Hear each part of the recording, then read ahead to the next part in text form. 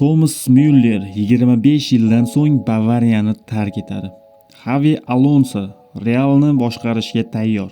Barselona moliyaviy muammolar tufayli Yamaldan ayrilib qolishi mumkin. Jahon chempionati yo'llanmasi O'zbekistonga yo'l oldi. Abduqodir Husanov zaxiraga miqlandimi?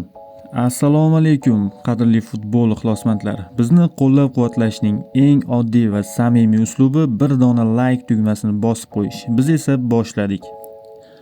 Thomas Müller 25 yildan so'ng Bavariyani tark etadi.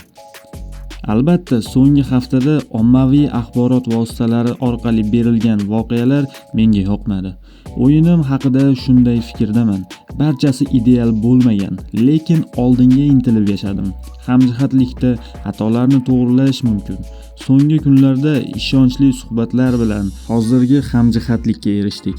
Endi e'tiborimizni mavsumning yakuniga qaratamiz. Bundesliga chempioni bo'lish va may oyida vatanimizda bo'lib o'tadigan Chempionlar Ligasi finaliga yo'l olish orzuyimdek. Bunga erishish uchun qo'limdan kelgan barcha ishni qilaman. Hammasi uchun rahmat. Bavariya olg'a deb yozib qoldirgan Thomas Müller. Eslatib o'tamiz, Thomas Müller Bavariya tarixida eng ko'p o'yin o'tkazdirgan futbolchi hisoblanadi. U 2023-yil sentyabr oyida 709 o'yinlik Mayerning rekordini yangilagan edi. Ayni vaqtda Thomas Müller 830 ta uchrashuvda maydonga tushgan. 247 ta gol urgan bo'lsa, 273 ta assistni amalga oshirgan va 33 ta sovrin egasi. Bayer klubi bosh murabbiyi Xavi Alonso Real bilan ishlashga tayyor.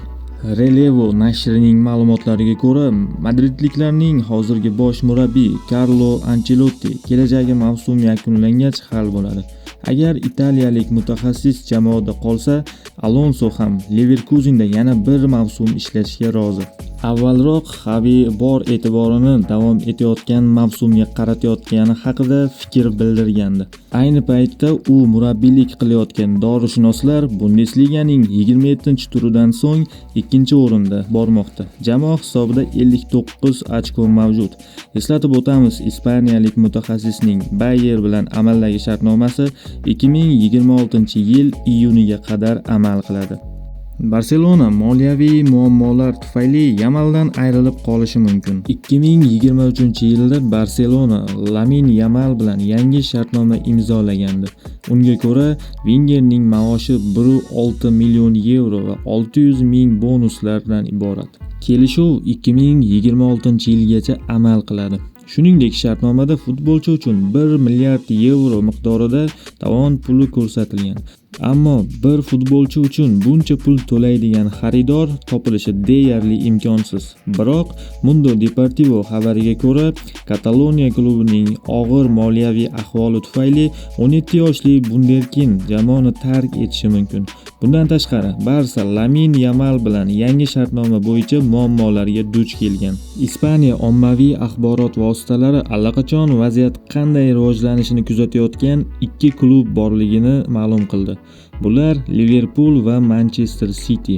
Yamal bu mavsumda La Ligada 27 ta o'yinda 6 ta gol va 11 ta assistni o'z hisobiga yozdirib qo'ydi. Avvalroq futbolchi Barsadan boshqa jamoaga o'tmasligini xabar qilgandi. Jahon chempionati yo'llanmasi O'zbekistonga yo'l oldi. Tojikistonning Istiqlol klubi bosh murabbiyi Igor Cherevchenko O'zbekiston terma jamoasining 2026-yilgi Jahon chempionati final bosqichiga chiqish ehtimoli haqida fikr bildirdi. O'zbekiston milliy terma jamoasi Jahon chempionati 2026ning Osiyo saralash bosqichi A guruhi turnir jadvalida 17 ochko bilan 2-o'rinni egallab turibdi. Birlashgan Arab Amirliklari terma jamoasidan 4 ochko oldinda. Guruh oson emas. Eron, Qatar, Birlashgan Arab Amirliklari kabi Osiyoning kuchli jamoalari bor. Shunga qaramay, O'zbekiston terma jamoasi keyingi turdayoq vazifani hal qilishi va Jahon chempionatiga chiqishi mumkin. O'zbekiston post-sovet hududidan Jahon chempionatida ishtirok etadigan yagona respublikaga aylanishi mumkin. Ularni kuzatib borish qiziq, deb Cherevchenko so'zlarini keltirdi. Jahon chempionati 2026 musobaqasiga yo'llanmani kafolatli qo'lga kiritish uchun O'zbekiston terma jamoasiga Birlashgan Arab Amirliklari va Qatarga qarshi saralashning so'nggi 2 o'yinida kamida bitta g'alaba zarur. Ushbu o'yinlar 5 va 10 iyun kunlari bo'lib o'tadi. Abduqodir Husanov zaxiraga miqlanadimi? Avvaliga uni hech kim tanimas edi.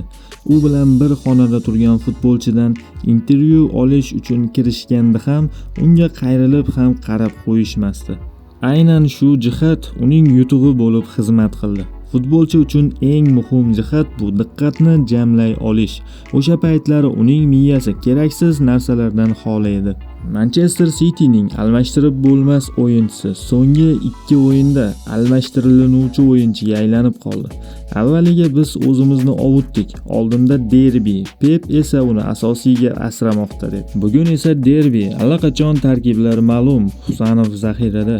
Abduqodirning oldida jiddiy masala turibdi. Eng avvalo diqqatini jamlab olishi lozim. Xatolardan to'g'ri xulosa chiqarib, yanada kuchliroq bo'lib qaytishini kutib qolamiz. Agar o'zi bunga ishonmasa, akalari Shomurodov va Sergeyevga aloqaga chiqishi mumkin. Ularda bu borada tajriba yetarlicha.